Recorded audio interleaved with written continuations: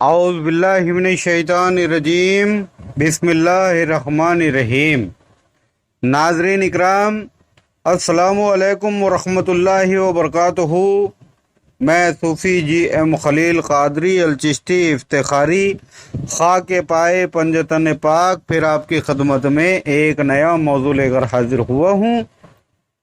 لیکن اس سے پہلے اگر آپ ہمارے چینل پہ نئے ہیں تو ہمارے چینل کو سبسکرائب کیجئے، لائک کیجئے، شیئر کیجئے تاکہ ہمارا آنے والا ہر ویڈیو آپ تک جلد از جلد پہنچ سکے۔ عزیزان محترم، آج ہم جس موضوع پر بات کرنے والے ہیں اس کا عنوان ہے مرشد کا وسیلہ۔ اللہ تبارک و تعالی سورہ بقرہ میں فرماتا ہے الف لام میم ذالک الکتاب لا ریب فیہ۔ الف لام میم یہ آیت مقطعات ہے، اور آیت مقطعات اللہ، اس کا رسول اور اللہ رسول جس پر عنایت کر دے وہ اسے بہتر سمجھتے ہیں۔ فی الحال الف لام میم ذالک الکتاب، یہ وہ کتاب ہے لا ریب فیہ، جس میں کوئی شک نہیں، لا ریب، جس میں کوئی شک نہیں، یعنی یہ جو کتاب ہے یہ لا ریب ہے،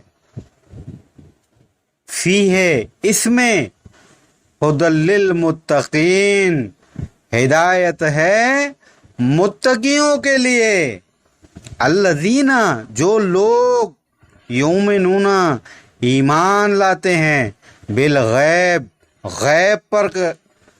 غیب پر جو لوگ ایمان لاتے ہیں، ویقیمون الصلاۃ، اور قائم کرتے ہیں نماز۔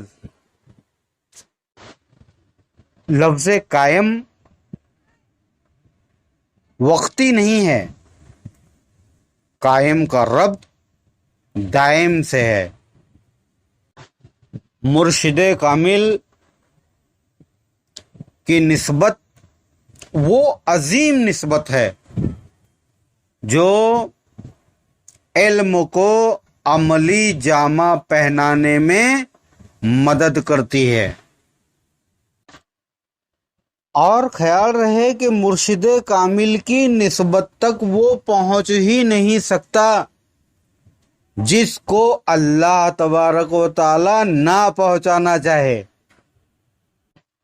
کیونکہ اللہ تبارک و تعالی قرآن کریم میں یہ بھی فرما رہا ہے اولئک علی ھدی من ربہم، وہی لوگ اپنے رب کی طرف سے ہدایت پر ہے، وَأُولَئِكَ هُمُ الْمُفْلِحُونَ، اور وہی لوگ کامیاب ہیں۔ کون لوگ؟ جنہیں اللہ تبارک و تعالی چاہتا ہے کامیاب بنانا، ہدایت پر رکھنا۔ خیال رہے کہ بنو امیہ کے جھوٹا کھانے والے کبھی ہاشمیت کی افضلیت نہیں سمجھیں گے، ہاشمیت کے اصولوں کو وہ کبھی نہیں مانیں گے، کیونکہ اللہ تبارک و تعالی قرآن کریم میں یہ بھی فرما رہا ہے ایسے لوگوں کے لیے ختم اللہ علی قلوبہم وعلی سمعہم وعلی ابصارہم غشاوۃ ولہم عذاب عظیم۔ ختم اللہ، مہریں لگا دی، ختم اللہ، مہر لگا دی اللہ نے، علی قلوبہم، ان کے دل پر، وعلی سمعہم، ان کے کان پر، وعلی ابصارہم، ان کی آنکھ پر پردہ پڑا ہے۔ اور ان کے لیے عذاب ہے۔ ان کی غفلت کا پردہ تب تک نہیں ہٹتا جب تک اللہ تبارک و تعالی نہ چاہے۔ جیسے اسلام کے ارکان ہیں 5، لیکن زیادہ تر آپ لوگوں نے دیکھا ہوگا کہ زیادہ تر لوگ نماز، روزہ، زکوٰۃ، حج ان فرائض پر قابض ہیں، لیکن محروم ہے اول فرض سے، توحید سے۔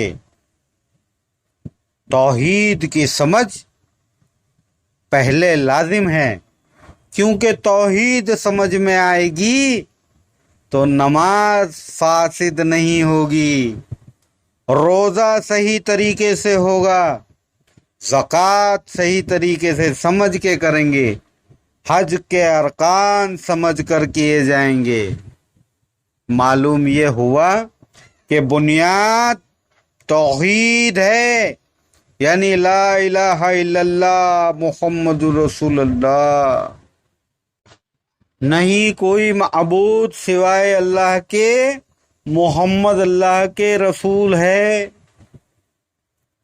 ایسا کلمہ تو شجر حجر، ذرہ ذرہ، پتا پتا، کائنات کی ہر چیز پڑھ رہی ہے، اور حضرت انسان اشرف المخلوقات ہیں۔ 18,000 مخلوق میں سب سے افضل جو مخلوق ہے وہ ہے حضرت انسان۔ کلمہ تو ہر شے پڑھ رہی ہے، چرند پرند جتنی چیزیں دنیا میں جاندار ہیں، بے جان ہیں، سب کلمہ پڑھ رہی ہیں۔ اللہ کی حمد و ثنا میں ہر کوئی مصروف ہے۔ پھر ہم میں اور تمام مخلوقات میں فرق کیا؟ یہ فرق تب سمجھ میں آتا ہے جب ہمیں اپنی جستجو تلاش حق کھینچ کر لے جاتی ہے کسی مرد قلندر فقیر کامل کی بارگاہ مقدس میں۔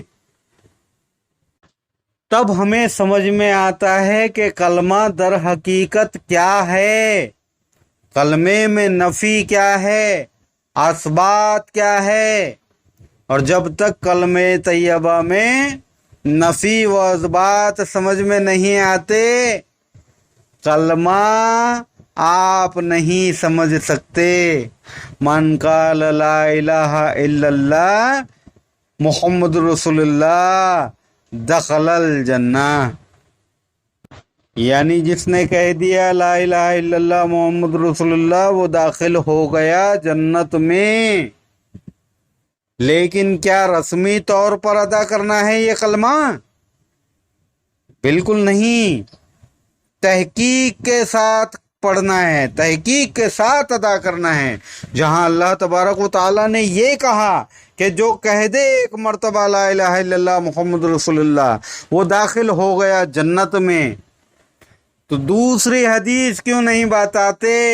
نبی کریم صلی اللہ تعالی علیہ وسلم نے یہ بھی تو فرمایا من قال لا الہ الا اللہ الف مرۃ الا بتحقیق فہو کافر، کسی نے بغیر تحقیق کے 1000 بار کلمہ پڑھا پھر بھی کافر۔